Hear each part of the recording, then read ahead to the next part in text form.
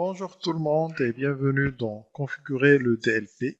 Bon, là, on va continuer sur la partie DLP. La première vidéo était très riche par rapport à la configuration, qu'est-ce que le DLP fait, les avantages et aussi comment le configurer et un cas concret, bien sûr, de la fuite des données, comment on peut le bloquer, comment le configurer sur le FortiGate, tout ça, on l'a vu sur l'autre vidéo. Du coup, on va voir autre chose que sur le DLP que FortiGate peut nous offrir, une fonctionnalité qui est plus ou moins avancée par rapport aux autres fonctionnalités qu'on a déjà vues sur la première vidéo du DLP. Alors, qu'est-ce qu'on va voir du DLP fingerprinting. Alors, qu'est-ce que le DLP fingerprinting? On va expliquer tout ça. Et la configuration du capteur DLP pour le fingerprinting, comment on le configure, et l'archivage du DLP.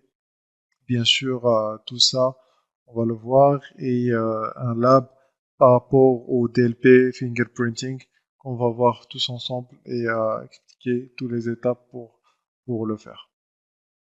Du coup, pour le DLP fingerprinting, alors tout d'abord, c'est quoi exactement? Bon, on a vu comme quoi le DLP peut se baser sur le nom de fichier ou l'extension de fichier. Euh, ben, si on fait l'extension de fichier, on va utiliser. Bon, il y a beaucoup de gens qui vont être pénalisés à cause de ça. Du coup, vient l'idée du fingerprinting, c'est que le DLP ou le FortiGate va plus au profond, il va sur il va voir le contenu du fichier et il va le commencer à le stocker. Il va pas stocker le contenu en lui-même, mais juste le checksum du contenu. Et comme ça, il va comparer avec d'autres contenus. Comme ça, s'il match, il y a un grand matchage sur ce contenu-là, il va le bloquer. Alors, pour FortiGate, Scan partage la recherche des noms de fichiers correspondant au modèle, bien sûr. Fait des empreintes digitales, c'est ça le fingerprinting, fait les empreintes digitales pour les fichiers correspondants. Qu'est-ce qu'on a dit? C'est que il check et il fait ses empreintes et il enregistre ses checksums. Alors, FortiGate effectue une somme de contrôle pour chaque segment de fichier, pour le fichier spécifique, et stocke le total du contrôle des segments par le fichier, pas le fichier. Alors, il stocke, comme je vous ai dit, il stocke juste le checksum et pas le fichier, parce que si le fichier est énorme, du coup, ça sera très difficile de stocker ce fichier-là. Alors, si la plupart des morceaux correspondent, alors le DLP va identifier comme quoi ce fichier est positif. Et du coup, il va appliquer l'action qui est appliquée, configurée pour ce fichier. Alors, peut fonctionner même si un fichier est peu. Alors, du coup, la taille par défaut, c'est 2800 octets. Et la modification de la taille du bloc vide toute la base de données. Alors, autre chose, c'est que par rapport, par rapport au fingerprinting, ça peut pas être utilisé si vous avez un FortiGate qui n'a pas de disque parce qu'il a besoin de disque pour stocker le checksum. Alors, passons sur le capteur pour fingerprinting. Alors, la fonction d'empreinte digitale ou le fingerprinting est tout simplement activé seulement en CLI, en mode commande. Alors, et après, si on l'active, on peut modifier en mode GUI, bien sûr. Alors, si configuré, devient visible dans l'interface graphique, je vous ai dit. Alors, les actions du capteur DLP s'appliquent à toutes les empreintes digitales avec son niveau de sensibilité. Alors, voilà, on va voir ça sur le lab. On va essayer de configurer, pardon, configurer du fingerprinting ou l'empreinte digitale pour faire bon, un lab sur ça.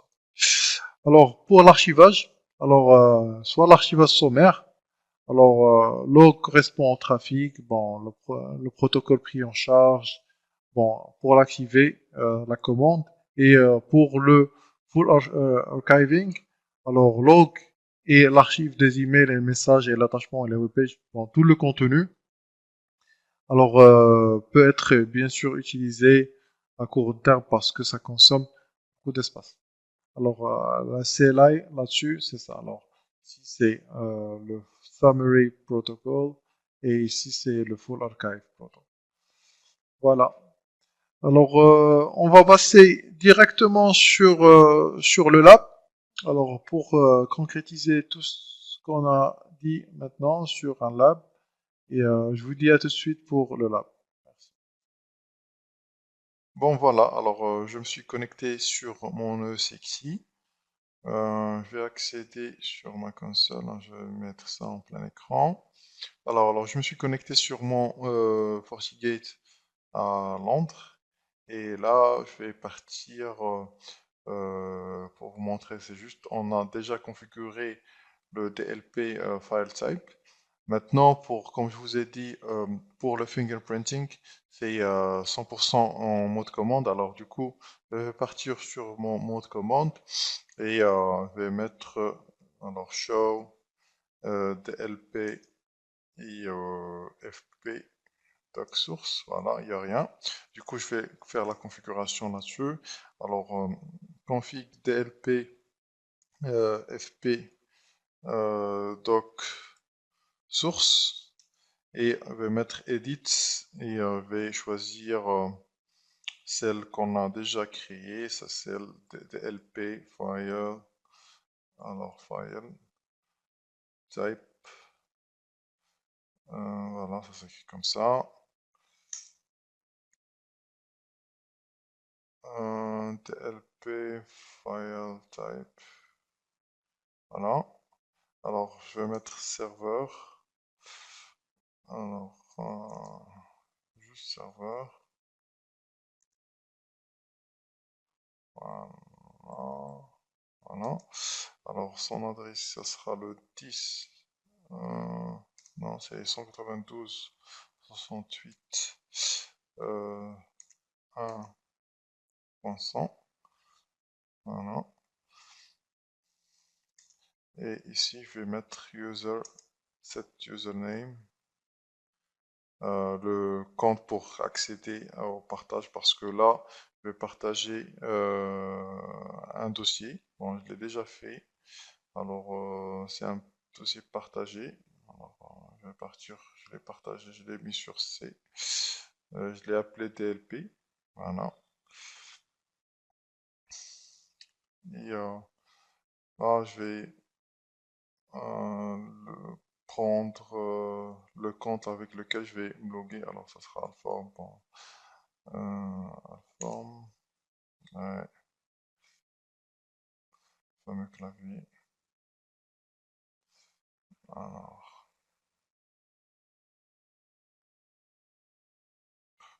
voilà.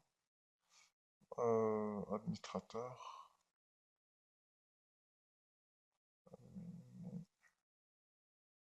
Voilà. Du coup, je vais aussi mettre le mot de passe. Alors, ici. Alors, set password. Alors, c'est, après, il va être crypté. Hein. En 2012. Ouais, c'est le mot de passe que j'utilise pour la session. Et après, je vais mettre le chemin du fichier. Alors, set file, pardon, set file, path, voilà, je vais taper sur ça. Non, set file, path, set file, path, voilà. Et je vais mettre le nom, c'était DLP, voilà, slash, entre deux cotes, et n'importe quel fichier sur ce partage. Du coup, alors n'importe quel fichier sur ce partage, il va être bloqué pour qu'il ne va pas être, même si vous modifiez le contenu du fichier, le fichier va pas être, peut pas être transmis vers l'extérieur. Alors, file pattern, deux anti-slash, étoile, point, étoile. Voilà, ça c'est n'importe quel fichier avec n'importe quelle extension. Et bien sûr, vous pouvez spécifier les extensions que vous voulez si vous avez des extensions sur ce dossier que vous ne voulez pas faire sortir vers l'extérieur. Et il me reste le sensitivity. Alors, la sensibilité. Sensitivity, voilà. Et je vais les mettre sur la critical.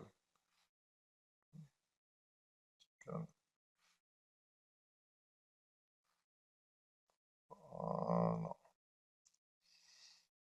Alors, après, je vais mettre un show DLP FP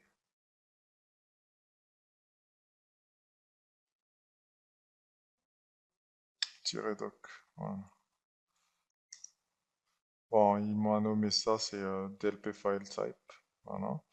Alors, ici, je vais l'appliquer sur un sensor, le sensor qui est le DLP file type. C'est pour ça que je l'ai nommé par ça, bon, pour qu'il soit adapté pour ce sensor en lui-même. Alors, du coup, je vais mettre config DLP sensor. Voilà. Et après, je vais mettre edit. Et ça s'appelle DLP file type. Voilà. Et je vais mettre la config filter, bien sûr. Le filtre, je vais ajouter un nouveau filtre. Là.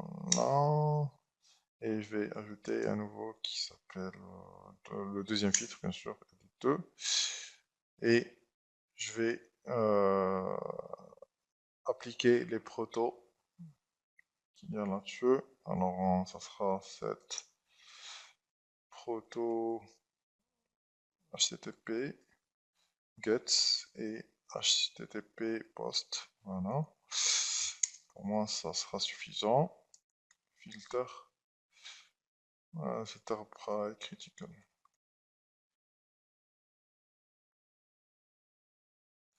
Critical.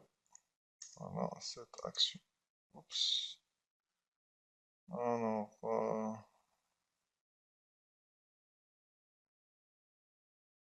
non, pardon. Filter by fingerprints.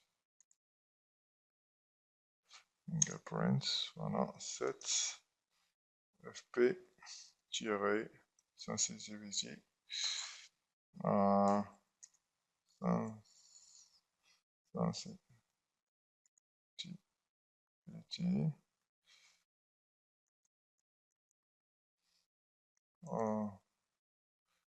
Là, ça.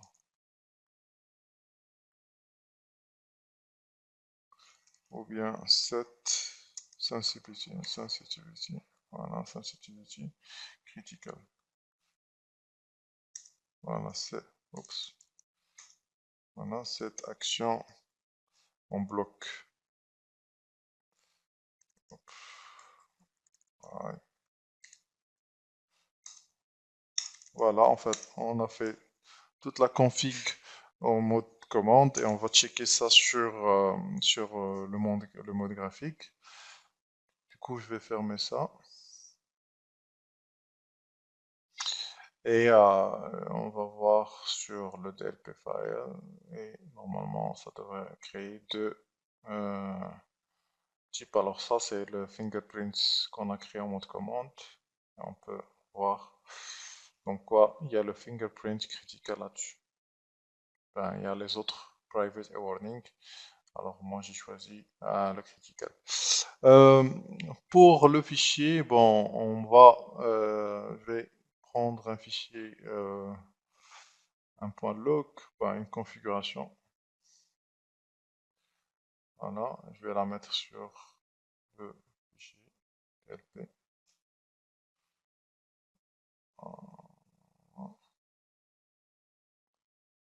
Et je vais le nommer en TLP. Voilà. Alors, on peut l'ouvrir avec le WordPad. Bon, c'est juste la configuration qui est là-dessus. Euh, et maintenant, on va essayer de faire le test. Ops. Note.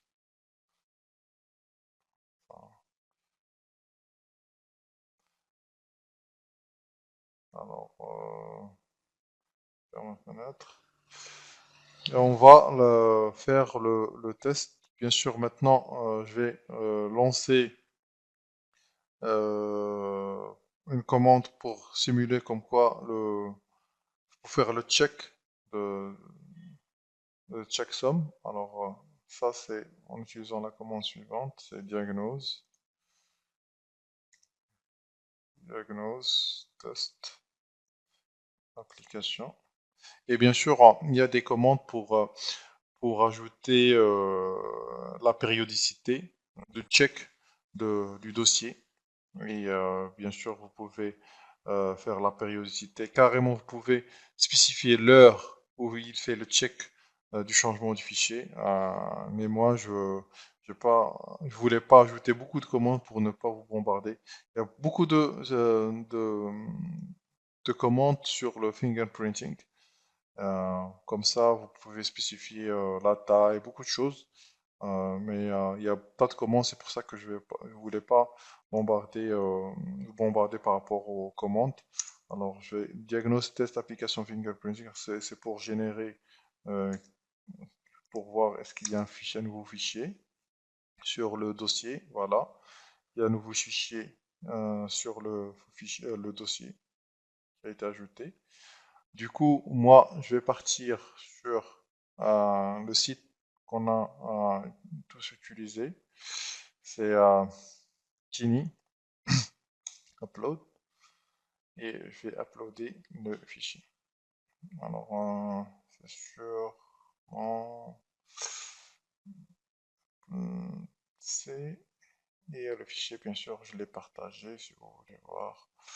Alors, partage, voilà, c'est partage. Alors, je vais accéder sur mon fichier et l'uploader. Et le fichier, le dossier, bien sûr, il est bloqué, bien sûr, parce que c'est un nouveau fichier. Alors, on peut créer un nouveau fichier ou bien carrément modifier le fichier en lui-même. Alors, voilà, on change carrément le contenu du fichier. Alors, test, toto, voilà. Et j'enregistre. Et ici, je vais faire la même commande pour vous montrer qu'il a pris en charge l'updates. Il a su comme quoi le fichier a été mis à jour. Je peux créer carrément un autre fichier sur, sur le partage. euh,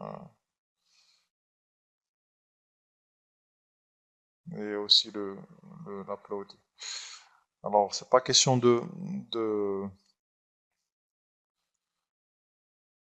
c'est pas question d'extension ou quoi que ce soit. C'est juste n'importe quel fichier parce qu'on a spécifié ici les étoiles point étoile, n'importe quel fichier sur le partage va être bloqué. Du coup, moi, je vais euh, uploader le nouveau fichier DLP. Voilà. Et c'est bloqué.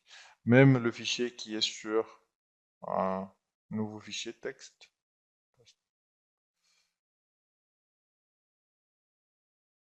Ah, ouais, pardon. Il va être transmis.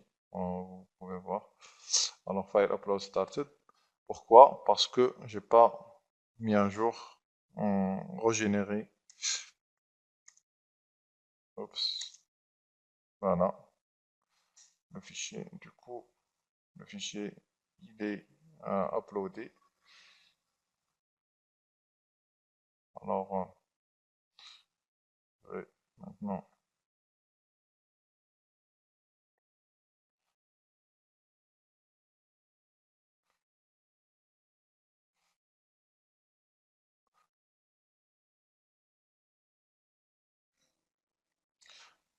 Alors,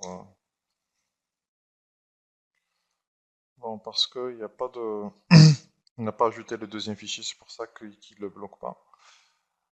Bon, c'est pas un souci. Bon, c'est juste pour vous montrer comme quoi tout le dossier sera bloqué. Alors, même si vous faites des modifications sur le fichier, il va être pris en charge par rapport à ça. Alors, bien sûr, on peut monitorer tout ça sur, sur le quarantine monitor, pardon, sur les logs des forward traffic. Quarantine monitor, bien sûr, ça va pas être pris en charge parce que euh, c'est pas, ce n'est pas un fichier, c'est pas un fichier qui va être mis en quarantaine, mais il sera bloqué. Alors, comme on a vu sur la première vidéo, ben, on peut monitorer ça au niveau de